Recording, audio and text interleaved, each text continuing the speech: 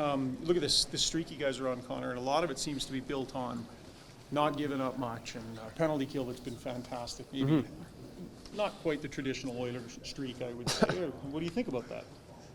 Yeah, I mean, there's obviously this narrative out there that we need to win 6-5 or whatever, but we've won a lot of hockey games over the last couple of years, and we know how to win games. And obviously, right now we're doing it, like you said, by not giving up too much. And we've been getting good goaltending, and like you said, the kill's been good, and we've been finding different ways to win games, and that's a great sign.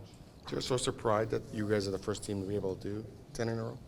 I find it a little bit surprising that none of the '80s teams would have won 10 games, but yeah, certainly anytime you can set a franchise record, it's something to be proud of, something we're proud of in this room. It takes staying focused, I would imagine, to rattle off, to not kind of rest on your laurels a little bit and not let your guard down a little bit. It's not like you were perfect through that streak, but No. your attention to detail was enough to get it done.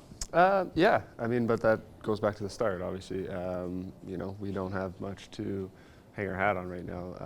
So, we got to keep it rolling. We knew we needed a few streaks to get ourselves back into it, and we've done that. Now it's about staying there and keeping it, our game at this high level. It's not good for your team when the power play isn't smoking hot. Is it good for your team to win games when the power play is not contributing like it traditionally has?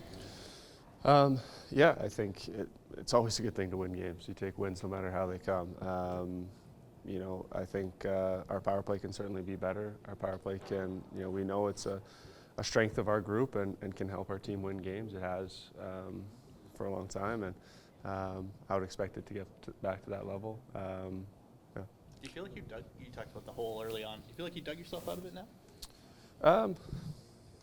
It doesn't matter if we dug ourselves out or not. It's, we find ourselves in a playoff spot, but it's going to be a tight race all the way to the end, and we know that. And, it's about our group continuing to play good hockey, and that's ultimately what we want to do and what we're focused on. And if we do that, we know the results will come, and we'll like where we end up. What's the biggest challenge the Leafs present tonight? Yeah, I mean, so many different things. Obviously, they got special players over there. They got, what do they got, like 4 or 5 guys going to the All-Star game? I mean, it's they got lots of talent over there, and they're always a tough matchup.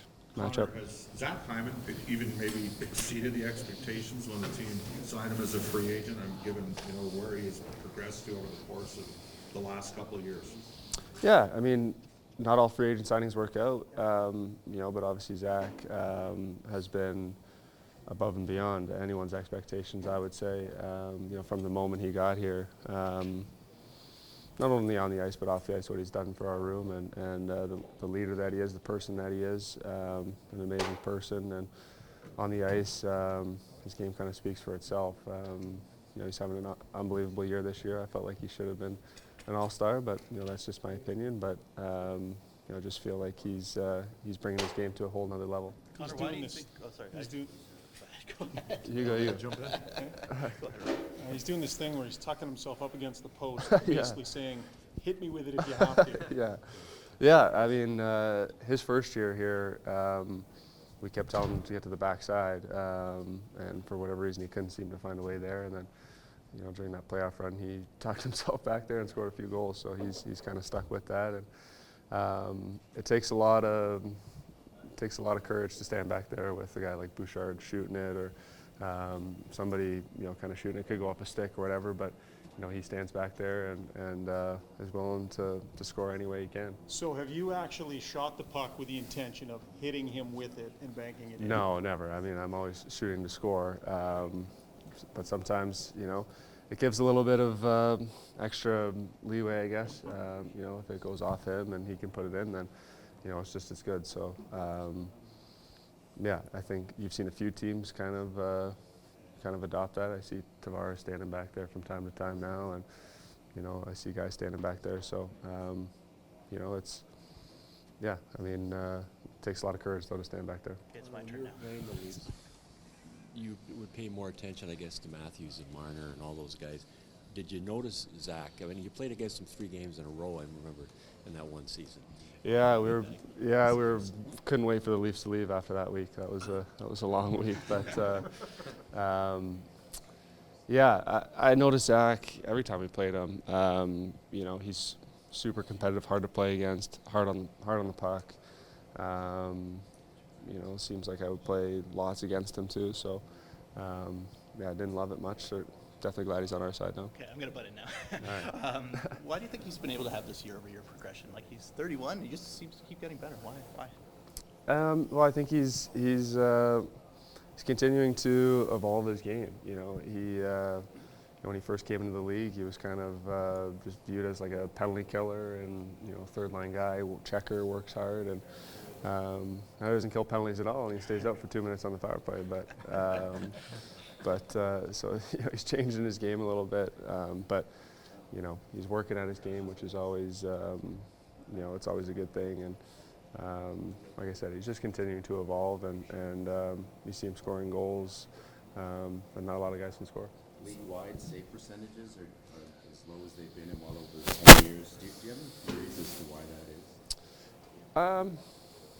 Yeah, I mean, I think maybe the game's changing a little bit. I think the skill of the players is on another level. I mean, a guy like Austin can score from just about anywhere in the offensive zone. So, it makes it tough for goalies. The power plays are really good. I think those all have contributing factors. Toronto comes to Edmonton once a year.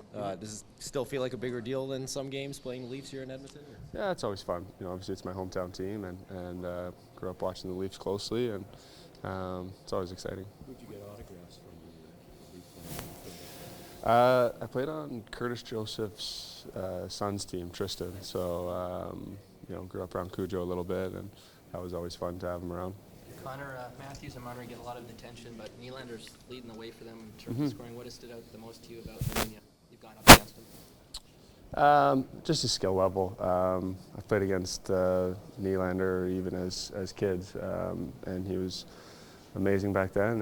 And obviously still his skill level is just through the roof, and it seems like he's determined, and obviously deserves that contract he signed.